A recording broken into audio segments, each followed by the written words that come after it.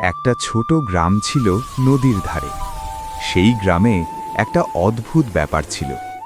সেখানে কেউ কারোর সাথে রাগ করত না, হিংসা করত না, কারণ তাদের সবার বিশ্বাস ছিল আনন্দ ভাগ করলে তবেই বাড়ে।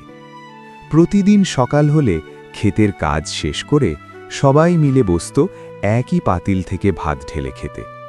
কারোর ঘরে চাল কম হলে সবাই মিলে ভাগ করে দিত। একদিন পাশের এক লোভী মানুষ গ্রামে এসে জিজ্ঞেস করল, তোমরা কেন সবকিছু এভাবে বিলিয়ে দাও? তাহলে তো নিজের জন্য কিছুই থাকবে না। গ্রামপ্রধান হেসে বলল, আমরা বিশ্বাস করি ভালোবাসা মানে শুধু রাখা নয়, দেওয়া। আর আমরা যত দিই পরের দিন সেই ভালোবাসাই ফেরত পাই। সেদিন সেই লোকও খাবার খেল। সবাইকে দেখে তার মন বদলে গেল, কারণ সে বুঝেছিল একলা সুখী হওয়া যায় না, শুধু একসাথে হলেই সব সম্ভব।